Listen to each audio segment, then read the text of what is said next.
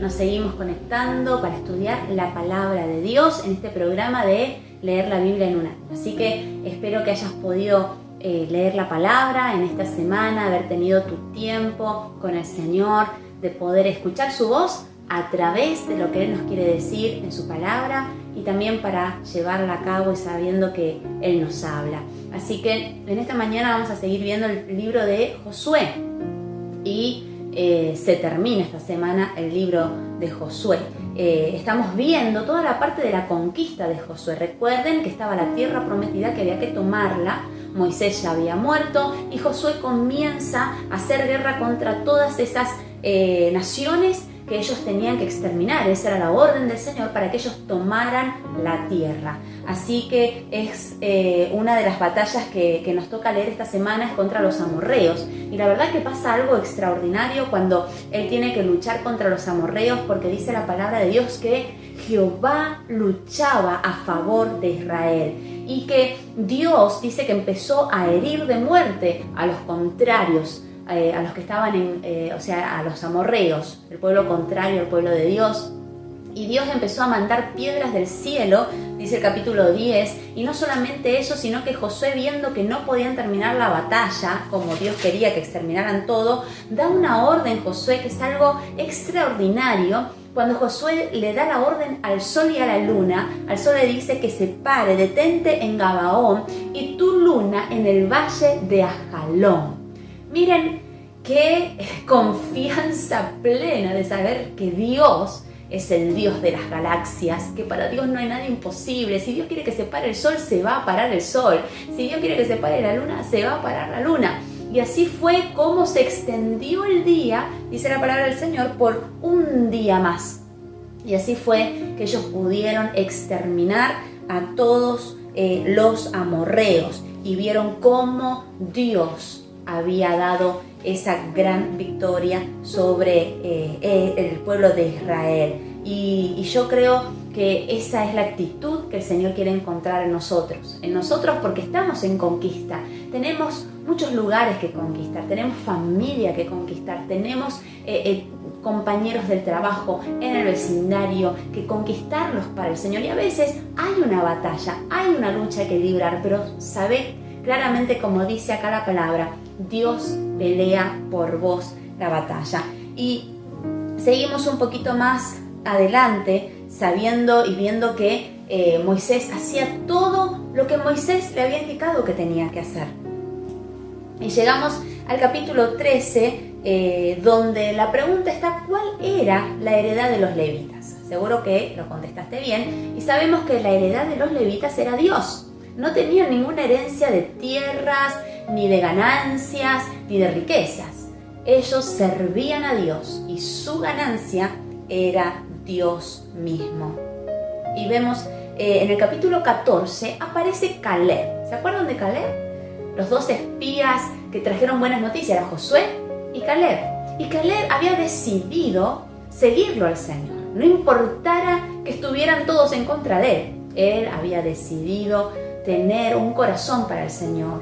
Y es tan hermosa esta palabra porque él esperó para obtener la bendición, la herencia que a él le correspondía. Dice el capítulo 14, el versículo 13, Josué entonces le bendijo a Caleb, hijo de Jefone, y le dio a Hebrón por heredad.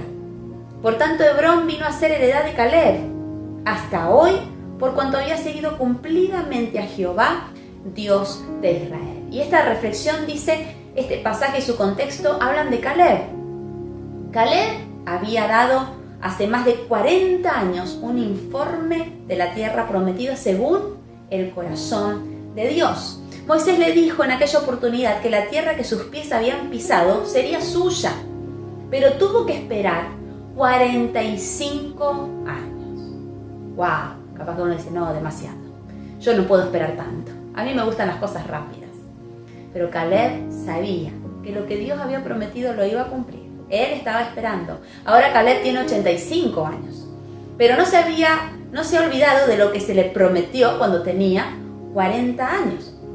Lo que hizo Caleb fue simplemente seguir a Dios. Cuando tenía 40 años habló según el corazón de Dios para darle al pueblo el aliento que necesitaba. Aunque la mayoría no hable en fe, usted siga a Dios. Sea una persona de fe y hable según esa fe. Hable según Dios.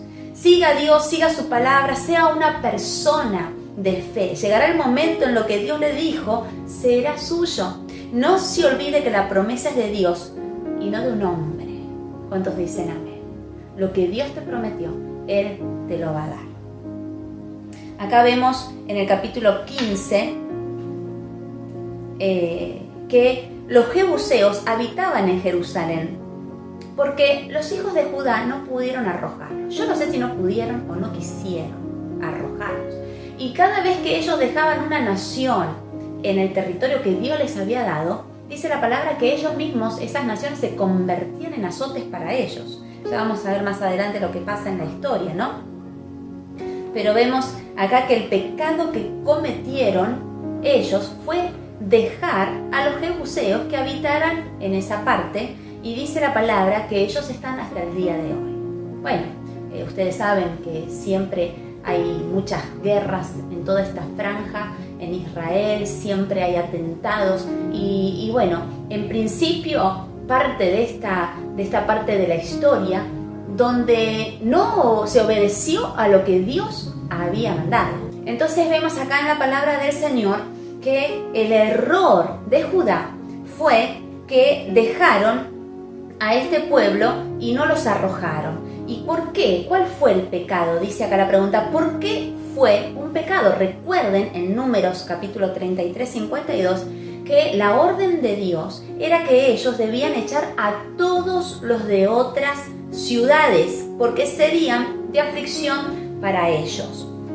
Y vamos un poquito más adelante en Josué, ya vamos llegando al capítulo 16, que Efraín y Manasés pasa lo mismo. Ellos dejan a los cananeos.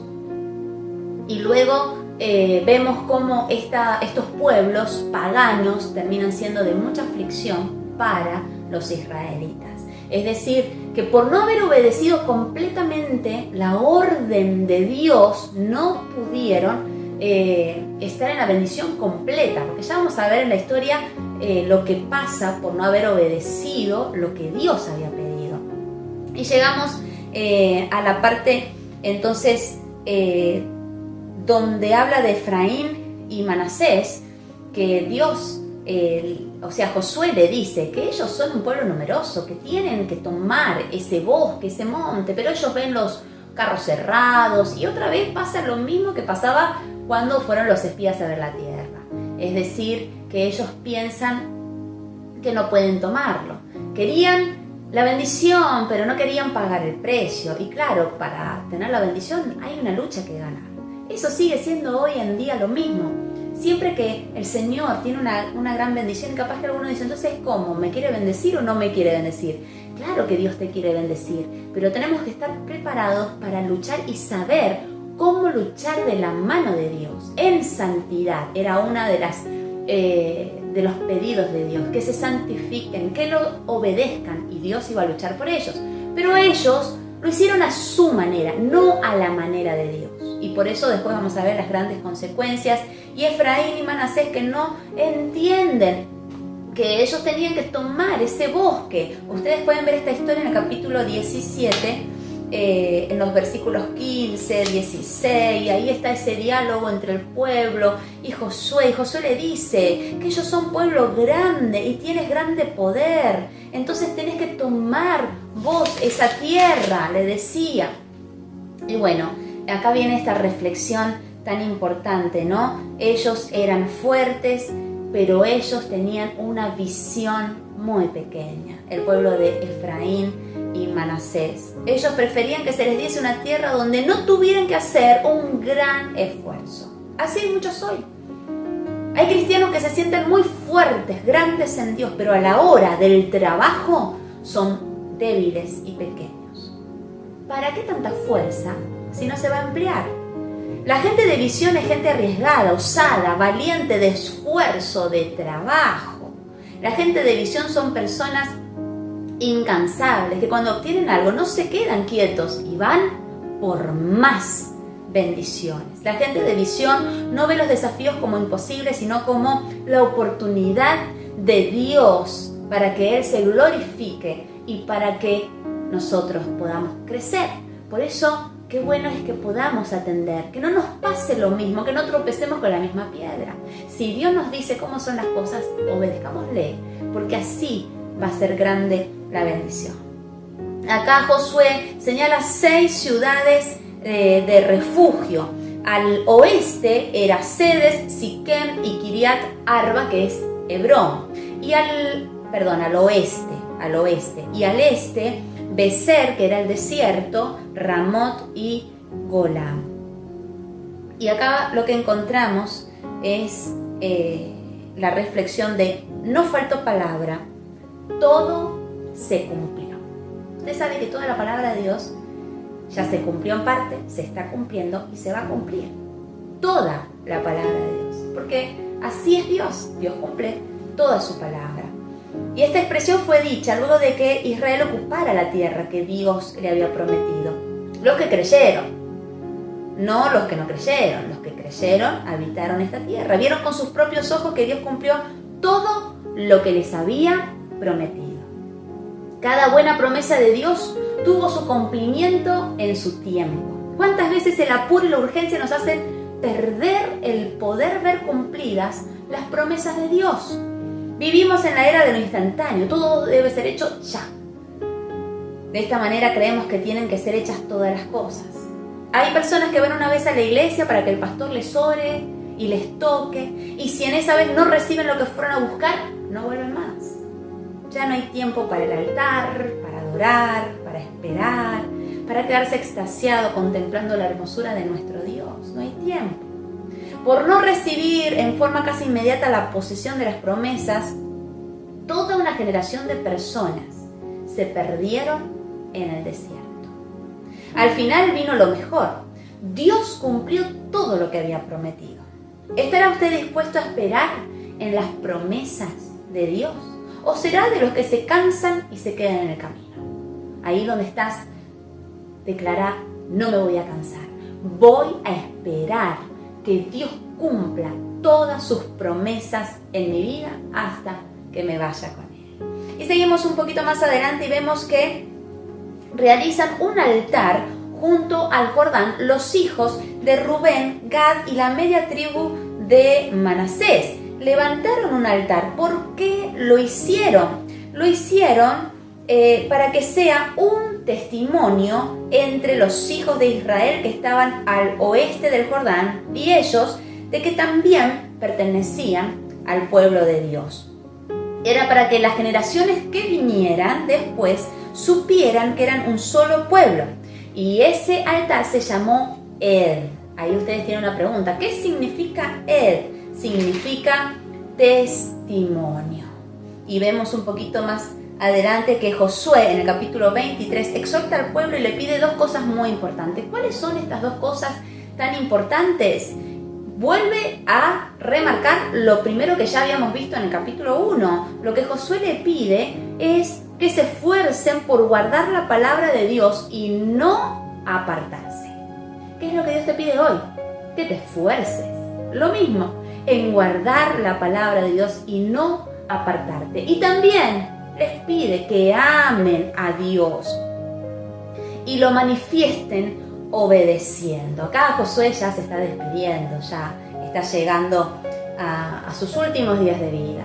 Y acá tiene esta reunión con el pueblo donde hace esta declaración y él empieza a hablar acerca de esto, de amar a Dios, de seguirlo, de no abandonarlo. Y esta declaración tan hermosa que dice: y si mal os parece servir a Jehová, escogeos hoy a quién sirváis. Si a los dioses a quienes sirvieron vuestros padres cuando estuvieron al otro lado del río, o a los dioses de los amorreos en cuya tierra habitáis.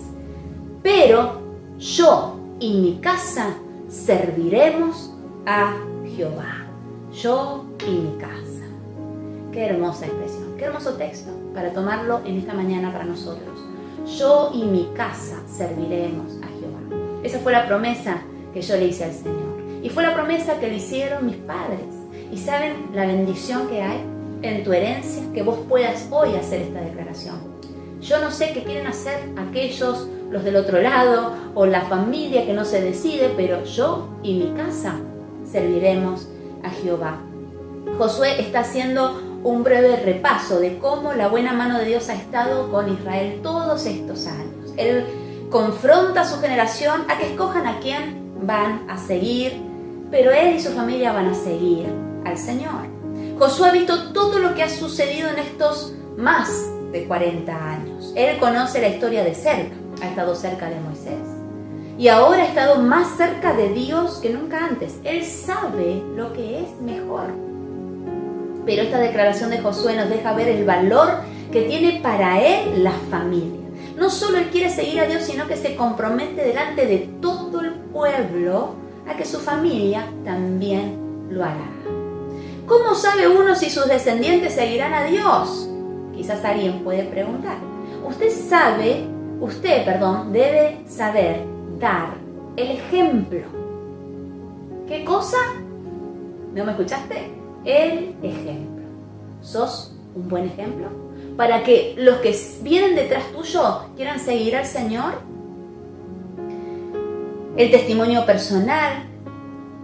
Si usted es materialista, probablemente sus hijos sean así. Su descendencia. Quizás no tenés hijos, tenés nietos, sobrinos, o alguien a quien estás dejando una herencia. Si usted es un cristiano frío, probablemente su familia lo sea. Si usted es un cristiano por temporada, 3 meses bien, 3 meses tiro la toalla, 3 meses me comprometo con el Señor, 6 meses me aparto. Seguramente su descendencia va a ser lo mismo. Ahora, si usted es alguien que cree ciegamente en las promesas de Dios a pesar de, seguramente su familia también lo sea. Como usted sea, serán sus hijos. No crea otra cosa. Si ha enseñado correctamente con la palabra y el testimonio, anímese a decir: yo y mi casa serviremos al Señor. Qué hermosa esta declaración. Y vemos acá en la palabra que Josué muere a los 110 años. Y vamos a comenzar con el libro de Jueces. Ahora empieza toda esta parte de Jueces porque, Israel, que comenzó a conquistar toda la tierra que Dios le había prometido, pero los hijos de Israel cometen este pecado. El error de Israel fue no echar a los habitantes de la tierra que el Señor les había dicho que tenían que exterminarlos, ¿no? Y entonces aparece el ángel de Dios. Ahí está una aparición del Señor. El ángel de Dios se apareció en Boquín y les dijo que por no haber echado los de Canaán serían motivo de tropezadero para ellos, serían azotes para ellos. Y dice la palabra que el pueblo empezó a llorar. Boquín significa los que lloran. Y entonces acá vemos una reflexión que tristemente encontramos una de las declaraciones más tristes de todo el libro, de lo que venimos leyendo, ¿no? Probablemente de toda la Biblia. En el capítulo 2, versículo 6 en adelante, o sea, después de la muerte de Josué, dice: ya había despedido al pueblo, y los hijos de Israel se habían ido cada uno a su heredad para poseerla, y el pueblo había servido a Jehová todo el tiempo de Josué y todo el tiempo de los ancianos que sobrevivieron. Pero murió Josué de 110 años, y toda aquella generación también fue reunida a sus padres, y se levantó después de ellos otra generación que no conocía a Jehová, ni la obra que él había hecho por Israel. Este es el error más grande que comete sus padres. Los padres no le enseñaron a quién tenían que seguir, a quién tenían que servir. No le enseñaron los milagros que Dios había hecho sobre ellos. Y vemos una generación totalmente perdida. Empiezan a caer en pecado, en la idolatría, se vuelven paganos, empiezan a adorar a los dioses de quienes, de las naciones que ellos les permitieron que habitaran entre ellos. Y empiezan a adorar a Baal y a Astarot, que eran los dioses de las naciones paganas y el pecado, ustedes recuerden que Dios castigaba duramente cuando había adoración a otros dioses, porque Dios es celoso. Y en consecuencia, Dios los entregó a las naciones vecinas y los despojaba. Ya empezaron a empobrecerse. Fíjense en cómo una cosa lleva a la otra, ¿no? Dios levantó jueces en esta parte como libertadores, pero no fue efectiva. ¿Por qué no fue efectiva? Porque ellos no oyeron a los jueces, sino que vivían en idolatría. Se mantenían más o menos bien mientras vivía el juez, pero cuando moría el juez, se volvían a los ídolos. Y la verdad es que Dios quería probar el corazón del pueblo. Dios quería ver, bueno, si hay otros dioses, a ver, ¿qué vas a decidir vos? Si mantenerte o irte con ellos. Dios quería que verdaderamente el pueblo de él lo amara, pero ellos se volvían a otros dioses. Y acá empieza Dios a levantar hombres y mujeres de Dios. Y entonces vemos acá a Sísara, el capitán del ejército de Jabín, que empieza a traer batalla. Pero Dios les da una palabra y vemos que Dios usa una mujer. ¿Cómo se llamaba esa mujer? Jael con J está escrito. Pero vemos que Dios usa porque hay una profecía por medio de Débora y que ella había dicho que iban a derrotar a los enemigos.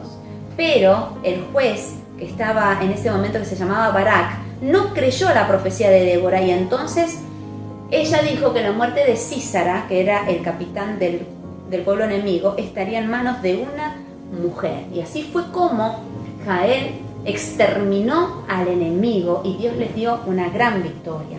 Luego encontramos en la palabra, en el capítulo 6, el llamamiento de Gedeón. Seguro que alguno conoce esta historia.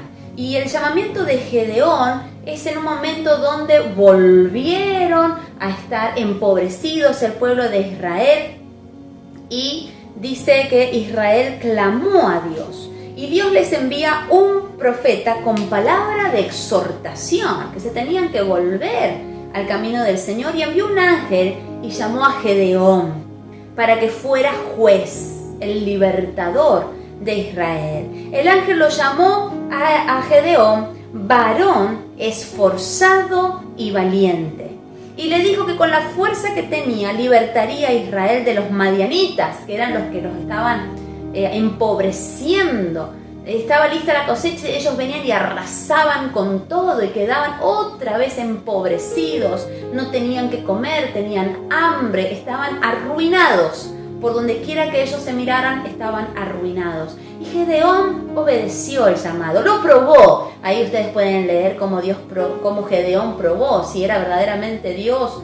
Y entonces Dios lo que le pide a Gedeón, que él les iba a dar fuerza para derrotar a los madianitas, pero Dios le dijo que derribara el altar de Baal y destruyera la imagen de Acera y que edificara un altar a Dios y ofreciera un sacrificio a Dios. Es decir, que adorara a Dios, que termine con ese altar de pecado y que en ese lugar se adore a Dios.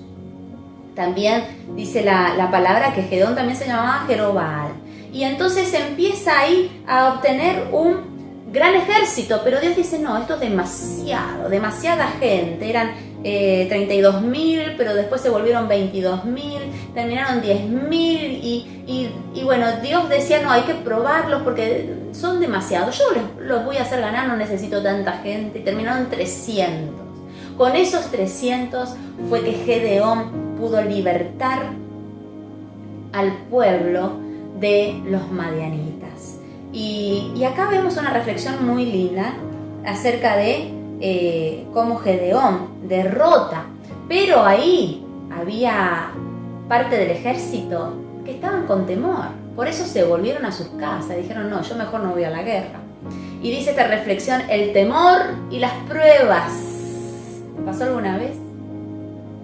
Ya habíamos visto cómo el temor paraliza al que lo tiene y contagia al que está cerca. Quien tiene temor no puede formar parte del ejército de Dios. Cuando usted conoce a su general, no tiene por qué temer. Gedeón está por atacar el campamento de los madianitas, con 32.000 hombres lo acompañan, pero Dios sabe que hay gente con temor y que no puede ir a la batalla. El total de los temerosos era 22.000 y se vuelven a sus casas. Ahora Dios dice, llévalos a las aguas y allí los probaré.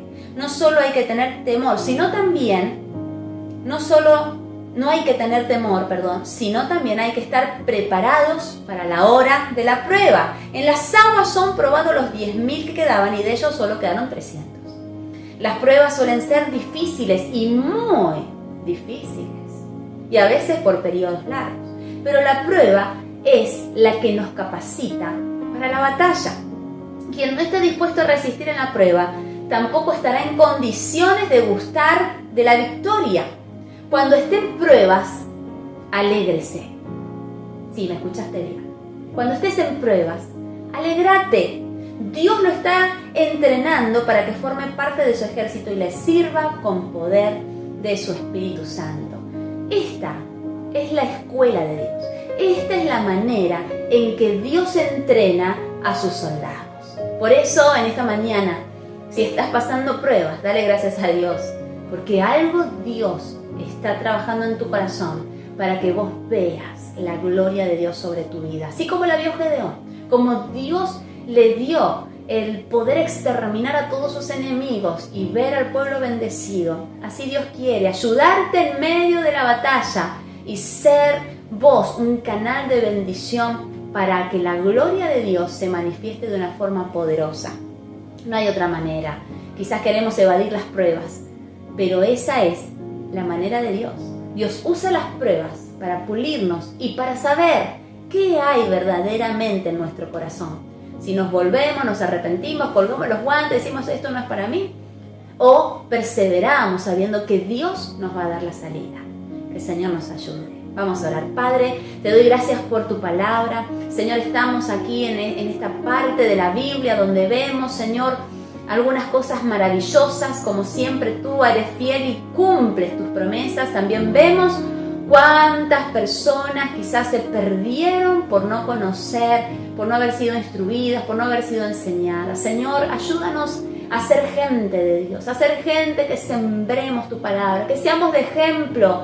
Padre, ayúdanos a vivir de una manera que honremos tu nombre y que en medio de las pruebas y de las batallas nos mantengamos fieles a ti, Señor. Que podamos perseverar para ver tu gloria, porque sabemos que tú usarás cada prueba, cada batalla para sacar lo mejor de nosotros. Ayúdanos a nosotros, Señor, a tener un carácter moldeado por tu presencia y que nada ni nadie nos aparte de tu camino, sino que perseveremos hasta ver, Señor, tu gloria en cada uno, Señor, de nuestros problemas, de nuestras batallas, de los conflictos, porque sabemos que tú eres un Dios fiel y cumples tus promesas. En el nombre de Jesús, bendice a la iglesia. Amén y amén. Que el Señor te bendiga. Le doy gracias a Dios por todos los que se conectaron, por los que escuchan la palabra, por los que la leen y sobre todo por los que la practican. Que la iglesia de Dios resplandezca en medio de la oscuridad. Nos vemos el próximo sábado por acá, estudiando la palabra de Dios. Dios te bendiga. Es el Rey de Gloria, me persigue con su amor, asombran sus palabras, susurrando en mi interior. Mi conciencia me recuerda, necesito su perdón. Él es el Rey de Gloria.